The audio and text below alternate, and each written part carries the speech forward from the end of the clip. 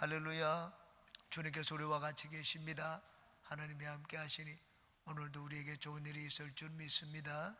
오늘은 누가복음 13장 18절에서 30절까지 말씀 같이 보시겠습니다. 누가복음 13장 18절부터 30절까지 다 같이 합독합니다. 시작. 그러므로 예수께서 이르시되 하나님의 나라가 무엇과 같을까? 내가 무엇으로 비교할까? 마치 사람이 자기 채소밭에 갖다 심은 겨자씨 하나를 같으니 자라 나무가 되어 공중의 새들이 그 가지에 깃들였느니라. 또 이르시되 내가 하나님의 나라를 무엇으로 비교할까? 마치 여자가 가루 서말 속에 갖다 넣어 전부 부풀게 한 누룩과 같으니라 하셨더라.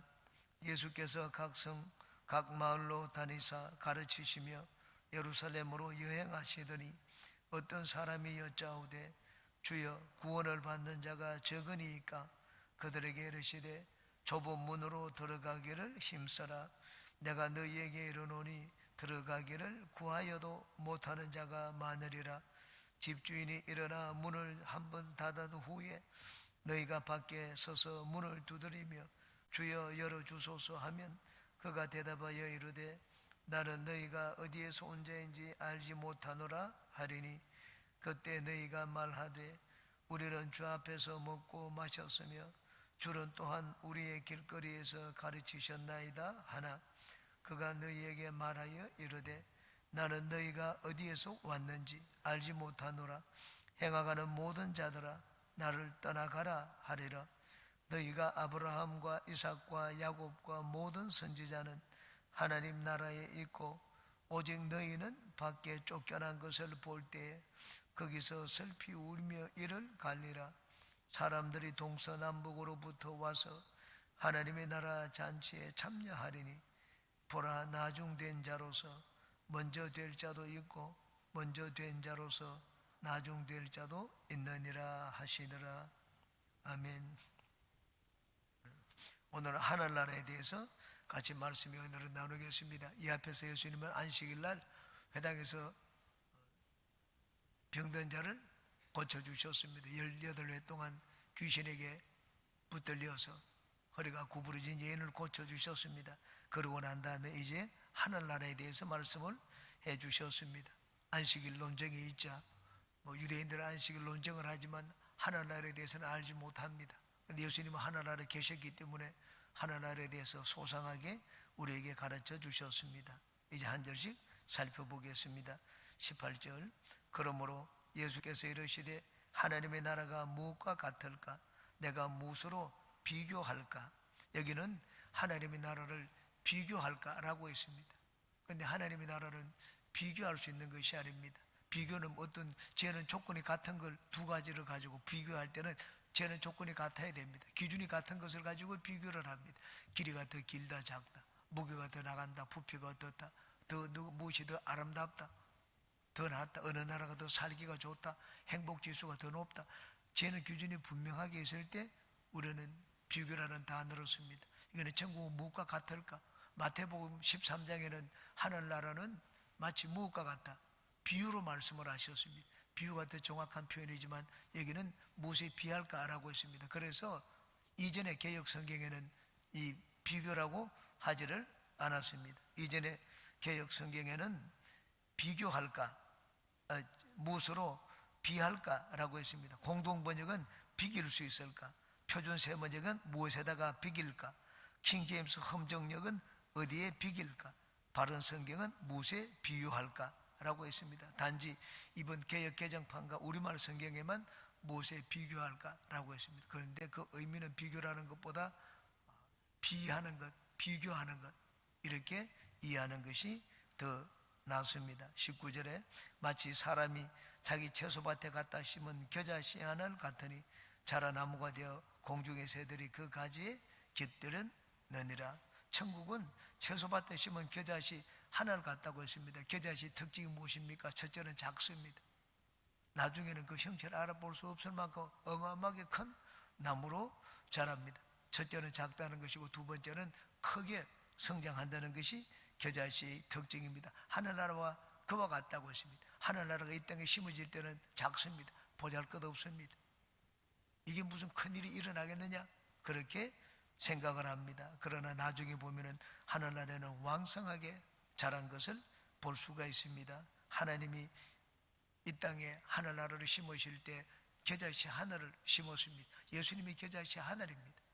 예수님 한 분이 오셔가지고 이 세상을 어떻게 변화시킬 수 있는가? 여러분, 내 한 사람이 세상을 변화시킬 수 있다는 걸 생각해 보십시오.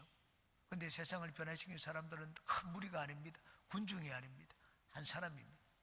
역사적으로 뛰어난 한 사람이 역사를 변화시키고 역사를 움직인 것을 볼 수가 있습니다. 하늘나라도 그와 같습니다. 우리나라에 복음이 들어온 것도 마찬가지입니다. 우리나라 복음이 전해질 때 막 대부대를 우리나라에 보내신 것이 아닙니다. 1885년에 장로교에서는 언더우드 목사, 그리고 감리교에서는 아펀젤러 부부가 왔습니다. 그들이 나와가지고 막 교회를 세운 것이 아닙니다. 감리교는 학교를 짓고 장로교는 병원을 지었습니다. 그렇게 해서 시작된 것이 오늘날은 4명이 1명꼴로 예수님을 믿는 아주 기독교가 왕성한 나라로 성장하게 되었습니다. 일본의 신사참배에 한번 비교해 보시기 바랍니다. 일본은 우리나라를 합병을 했습니다. 합병을 하고 그냥 모든 것을 일본식으로 만들었습니다. 이름도 일본식으로 짓게 만들고, 그리고 종교도 없앴습니다. 일본에 믿는 종교를 믿도록 했습니다. 모든 국민들이 다 신사참배를 받도록 했습니다. 일본은 우리나라에 겨자씨를 심지 않았습니다. 대량으로 전체를 다 자기와 같이, 일본과 같이 그런 나라로 만들려고 했습니다. 그런데 얼마 가지 않아 가지고 일본의 계획은 무너져 버리고 말았습니다. 신사참배를 하는 나라가 곳이 있습니까? 지금은 신사참배를 하는 곳이 없습니다. 복음은 다릅니다. 복음은 우리나라에 들어왔을 때 아주 조그맣게 겨자씨만한 그런 세력밖에 되지를 못했습니다. 그런데 아주 놀랍도록 복음이 지금은 자라게 되었습니다. 그것은 복음에는 생명이 있기 때문입니다. 생명이 있는 것은 처음에는 비록 작습니다. 모든 씨앗에는 생명이 있습니다. 씨앗에 땅에 심을 때는 형체도 보이지 않습니다. 심어가지고 하루 두고 이틀 두고 사흘 지나도 무엇이 나오지를 않습니다. 살았는지 죽었는지 모릅니다.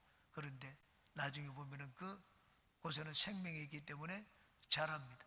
자라고 아주 큰 나무가 되고 열매를 맺게 됩니다. 그러므로 우리가 복음을 전할 때 당장 눈에 띄어는 무엇이 보이지 않는다, 그렇게 해서 실망하지 마시기 바랍니다. 우리가 복음의 씨앗을 뿌리는 것은 겨자씨 하나를 땅에 심는 것과 같습니다. 오늘 보고 내일 보아도 큰 변화가 없습니다. 그런데 나중에 지나고 보면은 자라가지고 많은 큰 고목이 되고 열매를 맺고 사회에 큰 영향을 끼치는 것을 볼 수가 있습니다. 여러분 인생이 그렇게 되고 우리 교회가 또 그런 역사가 있기를 주님의 이름으로 축원합니다. 20절 21절 같이 읽겠습니다. 또 이르시되 내가 하나님의 나라를 무엇으로 비교할까? 마치 여자가 가루 서말 속에 갖다 넣어 부풀게 한 누룩과 같으니라 하셨더라. 두 번째, 예수님은 천국을 누룩에 비유하셨습니다. 누룩의 특징 역시 부풀게 하는 것입니다. 크게 만드는 것입니다. 다른 말로 하면 영향력입니다. 누룩은 적지만은 그 밀가루 속에 들어가면 밀가루를 크게 부풀게 합니다. 마찬가지로 복음에 들어가면 복음은 영향력이 있습니다. 자라게 만듭니다. 우리나라에 복음이 들어오자 우리나라는 자랐습니다. 이 하늘나라의 특징은 성장하는 것입니다. 왜냐하면 복음은 씨앗이기 때문에, 생명력이 있는 씨앗이기 때문입니다. 하나님의 말씀은 살았고 운동력이 있다고 했습니다. 그러므로 여러분, 내가 복음을 전하는 말, 우리 가족들에게 한마디 말을 던지고 또 믿지 않는 자들에게 복음을 전하는 말, 당장 그들이 주님 앞에 나오지 않는다고 해서 결코 실망하지 마시기 바랍니다. 우리가 던지는 복음의 말씀은 거기에는 하나님의 생명이 능력이 있습니다. 생명의 능력이 있기 때문에 그 복음은 자랍니다. 자라게 되면 이제는 이웃과 사회에 큰 영향력을 미치게 됩니다. 여러분, 우리 속에 다 복음이 들어있습니다. 복음이 들어있으면 우리는 영향력 있는 그런 존재가 됩니다. 여러분은 주위의 사람들을 변화시키고 사회를 변화시키고 또 우리 교회 항상 성령이 충만하여 이 강릉을 변화시키는 그런 교회가 되시기를 주님의 이름으로 축원합니다. 그 다음 22절에서 27절까지는 좁은 문으로 들어가라는 말씀입니다. 22절에 예수께서 각 성, 각 마을로 다니사 가르치시며 예루살렘으로 여행하시더니, 예수님은 예루살렘에 가실 때 그냥 직전하시지 않았습니다.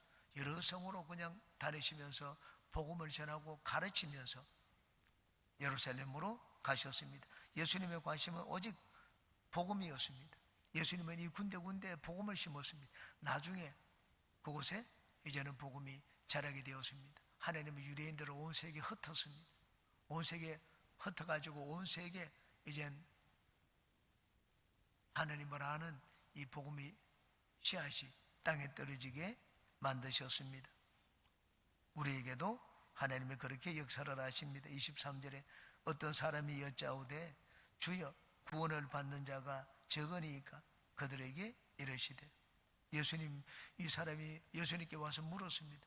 예수님은 그렇게 열심히 복음을 전했는데 주님, 구원을 받는 자가 적습니까? 왜 사람들이 안 믿습니까? 왜 사람들이 주님께로 돌아오지 않습니까? 예수님의 말씀이 이렇게 진짜 꿀보다 더 단 귀한 말씀인데 왜 사람들이 주님께로 돌아오지 않느냐? 이런 질문을 했습니다. 그 질문에 대해서 예수님은 천국은 어마어마하게 크게 자라지만은 하늘나라 들어가는 것은 결코 쉽지 않다, 그 말씀을 하셨습니다. 좁은 문의 개념을 가지고 천국을 설명을 해 주셨습니다. 24절입니다. 같이 읽겠습니다. 좁은 문으로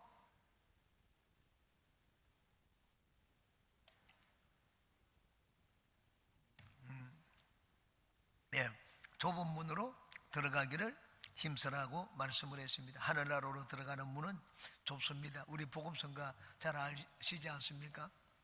하늘나라는 누구나 다 들어갈 수 있는 그런 나라가 아닙니다. 돈으로도 못 가요, 힘으로도 못 가요, 머리가 좋아도 지식으로 못 가요.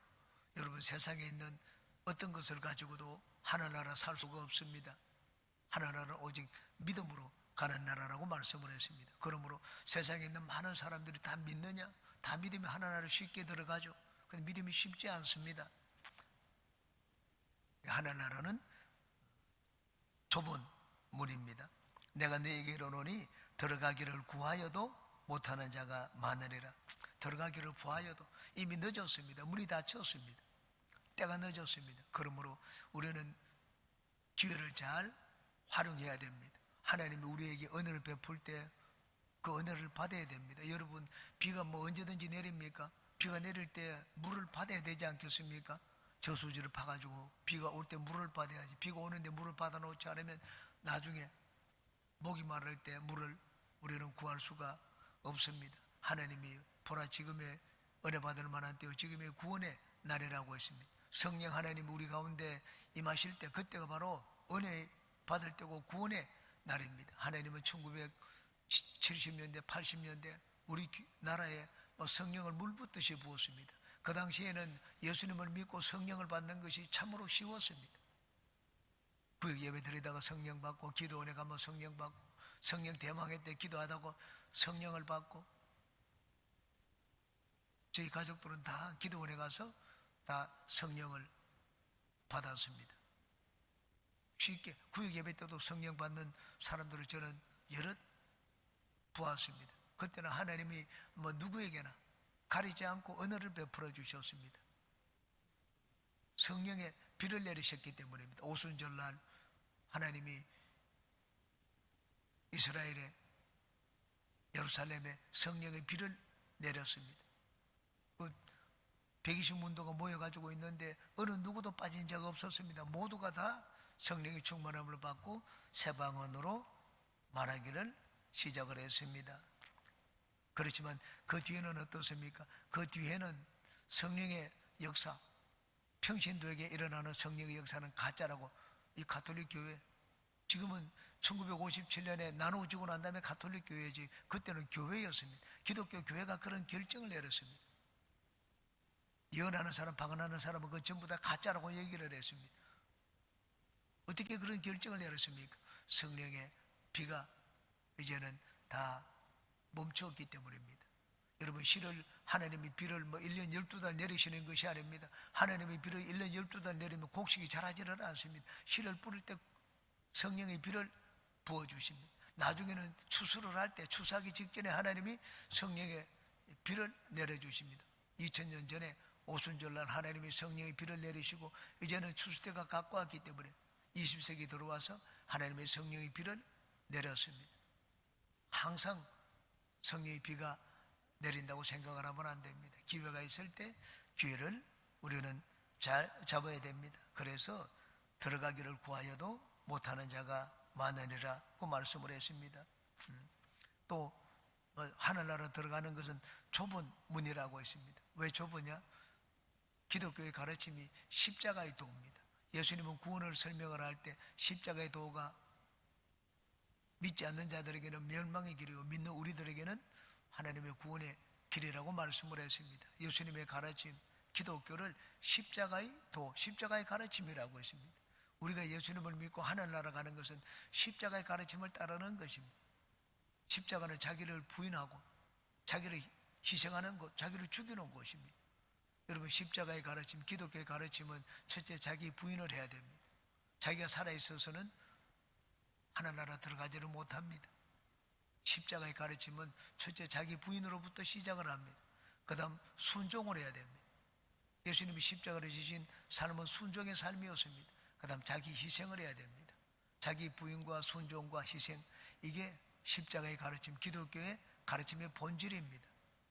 단순히 그냥 우리는 껍데기를 보고 예수 믿으면 구원받는다, 잘 된다, 모든 것이 잘 된다, 그 본질적인 것을 우리는 잊으면 안 됩니다. 본질을 항상 충실할 때 그 다음 것들을 우리는 얻을 수가 있습니다. 기독교의 가르침은 좁은 문으로 들어가는 것입니다. 그러므로 천국 백성이 되기를 원하는 우리 모두는 항상 마음에 깊이 새겨 두어야 될 것이 있습니다. 십자가입니다.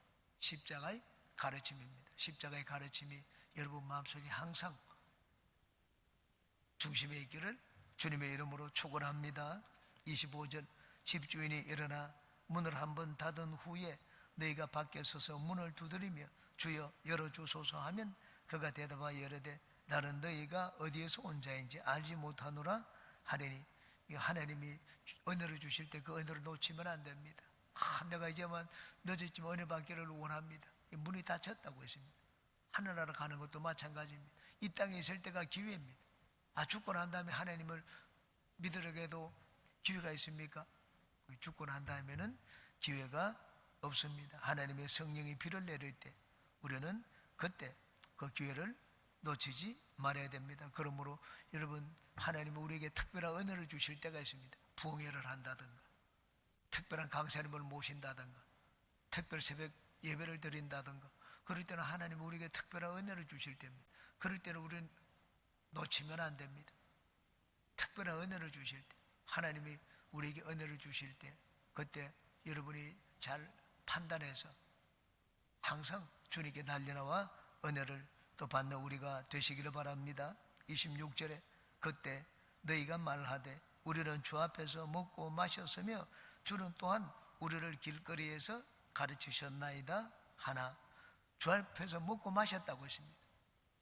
주님을 마음에 모신 자가 아니었습니다. 먹고 마시는 거, 주님과 같이 지냈다는 말입니다. 주님이 누구신지 우리는 잘 봐서 알고 있는 자가 아니냐. 주님이 길거리에서 가르칠 때 우리도 거기서 들었다고 했습니다. 주님을 따르는 자가 아니었습니다. 앞에 있는 말로 하면 좁은 문으로 들어가는 자가 아니었습니다. 십자가의 가르침을 마음에 두는 자가 아니었고 예수님을 마음에 모신 자가 아니었습니다. 오늘날 이 버전으로 하면은 우리 집은 3대째 예수 믿는 집안입니다. 우리 어머니는 권사고 아버지는 안수 집사고 우리 할아버지는 목사였습니다. 그렇게 말하는 자와 같습니다. 나는 그런 집안에서 태어났습니다. 당신은요? 나는 어릴 때는 교회 나갔는데 지금은 잠시 쉬고 있습니다. 그런 자를 두고 하는 말입니다. 먹고 마시고 주님을 모르는 자가 아닙니다. 먹고 마실 줄만 알았지 예수님을 따르는 자가 아니었습니다. 예수님을 위해서 자기의 삶을 드리는 자가 아니었습니다. 우리는 언제 얻으시든지 예수님을 내 마음의 구주로 모시고 주님을 위하여 사는 우리의 삶이 되시기를 바랍니다. 27절에 그가 너희에게 말하여 이르되 나는 너희가 어디에서 왔는지 알지 못하노라. 행악하는 모든 자들아 나를 떠나가라 하리라. 예수님을 믿었으면 삶이 달라져야 됩니다. 여긴 예수님을 믿어도 악을 그대로 행하는 자를 말합니다. 여러분, 사람은 날 때부터 선한 자입니까? 악한 자입니까? 사람은 날 때부터 악합니다. 인간은 가만히 내버려 두면 악한 일을 하지 선한 일을 하지를 않습니다. 그러므로 예수님을 믿었으면 이제는 달라져야 됩니다. 그런데 달라지지 않은 자를 말합니다. 행악하는 모든 자들아 나를 떠나가라. 그렇게 말씀하실 것이라고 했습니다. 예수님을 믿는 증거가 무엇입니까? 예수님을 믿는 증거는 변화입니다. 다른 삶입니다. 그리고 선한 삶입니다. 예수님을 믿으면 이제는 내가 막 내 것을 더 가지겠다. 더 가지겠다는 것이 악한 것입니다. 내가 더 가지려면 다른 사람이 빼앗아야 됩니다. 다른 사람을 희생시켜야 됩니다. 그래야지 내가 더 가질 수가 있습니다. 예수님을 믿으면 이제는 나를 희생시킵니다. 내가 나누어주고 베풀고 전혀 다른 삶입니다. 예수님은 우리는 다 믿었으니 우리는 다른 사람에게 피해를 주지 말고 다른 사람에게 좋은 일을 하고 유익하게 하는 선한 삶을 사시기를 주님의 이름으로 축원합니다. 이제 마지막 부분은 나중난자로서 먼저 되라는 내용입니다. 28절에 너희가 아브라함과 이삭과 야곱과 모든 선지자는 하나님 나라에 있고 오직 너희는 밖에 쫓겨난 것을 볼 때 거기서 슬피 울며 이를 갈리라. 아브라함과 이삭과 야곱의 자손이라고 하는데 맞다. 그들은 하나님께 인정을 받았다고 했습니다. 그런데 그 자손들은 어떻습니까? 그 후손들은 전부 바깥에 쫓겨나서 슬피 울며 이를 갈미 있을 것이라고 했습니다. 본 자손들은 쫓겨날 것이라고 했습니다. 그러므로 우리는 가문이나 조상, 이건 외모에 관한 것입니다. 그런 것들을 얘기하면 안 됩니다. 나는 지금 어떠냐? 우리 형제들은 다 공부도 잘하고 학교에서 우등생이고 너는 어떠냐? 내가 중요한 것은 다른 사람이 잘 되는 것이 무엇이 그리 중요합니까? 내가 잘 되어야죠. 너는 어떠냐? 내가 구원을 받아야 됩니다. 29절에 사람들이 동서남북으로부터 와서 하나님 나라의 잔치에 참여하리니, 동서남북은 모든 세계에 있는 사람들입니다. 예루살렘은 이 신앙의 중심지입니다. 이 동서남북은 하나님을 믿지 않는 이방인들이 사는 세계를 말합니다. 동서남북에서 와서 하나님을 믿고 천국에 들어갈 것이라고 했습니다. 이 동서남북은 모든 사람을 말합니다. 하나님은 하나나라에 들어갈 이 기회를 누구에게든지 주십니다. 동서남북, 남쪽은 빼라 그렇게 하지 않았습니다. 동쪽이든지 서쪽이든지 남이든지 북이든지 하나님은 누구에게든지 예수님을 믿을 기회를 주셨습니다. 중요한 것은 우리가 그 기회를 잘 잡는 것입니다. 하나님의 기회를 주실 때 잡아야죠. 시간이 지나가고 난 다음에는 소용이 없습니다. 구원에 우리는 다 하나님 우리에게 기회를 주실 때 우리는 예수님을 믿었습니다.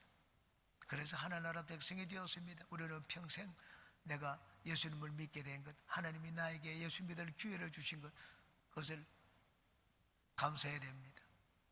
저희 누님이 저희 집안 모든 식구들에게 복음을 전했습니다. 사정을 하며 대전에 한번 놀러와라. 저도 누나가 그렇게 얘기를 하길래 그래 우리가 결혼하고 난 다음에 아직 인사도 한번 제대로 못했지. 그 인사하러 대전에 내려갔습니다. 그날로 저는 구원을 받았습니다. 하나님 우리에게 기회를 주실 때 기회를 놓치지 않는 우리 모두가 되시기를 바랍니다. 30절 같이 읽겠습니다. 보라, 나중된 자로서 먼저 될 자도 있고 먼저 된 자로서 나중될 자도 있느니라 하시더라. 세상 말로 하면은 학교 우등생이 사회 열등생이 되고 학교의 꼴찌가 사회 우등생이 된다는 말입니다. 하늘나라. 원래는 진짜 이 가망도 없던 자들이 나중에는 하나님의 백성이 되어서 하나님께 크게 쓰임받는 그런 일꾼이 되고, 좋은 믿음의 가문에서 자란 자들, 아브라함 후손들을 말합니다. 하나님을 알고 율법도 가지고 있고 하나님이 누군지도 아는 그 믿음의 가문에서 자란 자들은 나중에 하나님 앞에 쫓겨날 것이라고 했습니다. 그래서 먼저 된 자가 나중되고 나중된 자가 먼저 될 것이라고 했습니다. 한국이 바로 그러한 나라입니다. 한국은 나중된 자였습니다. 그런데 늦게 예수님을 받아들였습니다. 우리가 이렇게 예수님을 믿고 기독교가 왕성하게 된 것 불과 200년도 되지 않습니다.